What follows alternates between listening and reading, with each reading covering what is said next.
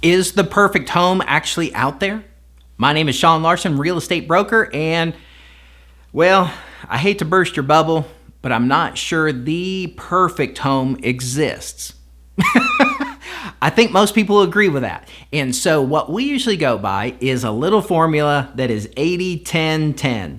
80% that you like or you love, 10% that you think, well, we can change that, and 10% that you can live with.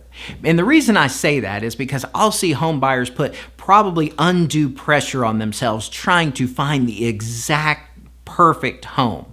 You know, they'll go to one home and it checks these boxes, and they go to the next home and it checks these boxes, but then they lost the boxes that they gained on the home over here. And so they get somewhat stressed about trying to find the perfect home. So for most people, and I hate to burst your bubble, but for most people, the perfect home doesn't exist.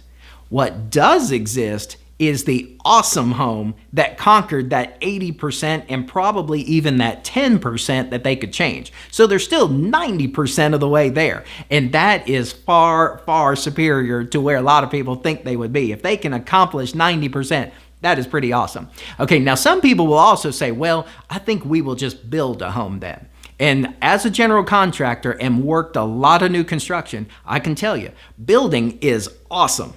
But it's not perfect either. You are going to take the time, you're going to design the home or get a pre-plan, you're going to build the home, and then about a year, 2 years, 3 years later, well, you might start living a little differently than when you built the home. So is it perfect then? No, not so much. You know, your traffic patterns within the home might change, your family size might change. Something is going to change to where it is not perfect like you thought. But it doesn't mean it's bad, it just means it's not perfect. If you don't hit 100%, that is A-okay. It still means it's awesome. So I hear people a lot of times say, you know, we're looking for the perfect home. And sometimes it can be very stressful because they are putting that high demand that one is out there to check every single box. But when you think about it, that's a pretty tall order. You know, you're trying to get the location and the finish level, the colors just right. That's a pretty tall order. So I like to tell people, you know, it's okay that the home isn't perfect 100%. And that doesn't matter if it's existing or if it's new construction. So try to think of it as a buyer, try to think of the 80-10-10. 80% that we like and love, 10% that we can change if we have to or want to, and 10% that we can live with.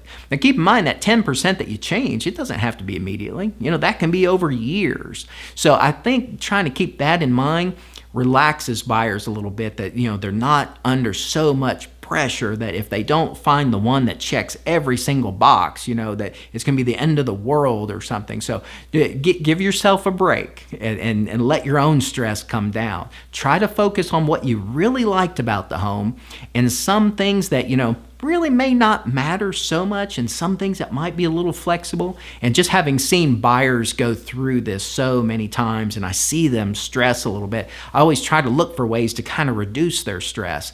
And I think most now will agree on that too. They say, you know, we really focused on this one thing and we obsessed about this one feature, but in the end, it really didn't matter. So give yourself a break, take your stress down a little bit. If I can help with anything at all, my name is Sean Larson, real estate broker. I'd love to work with you, and I'll take great care of you. Talk to you soon.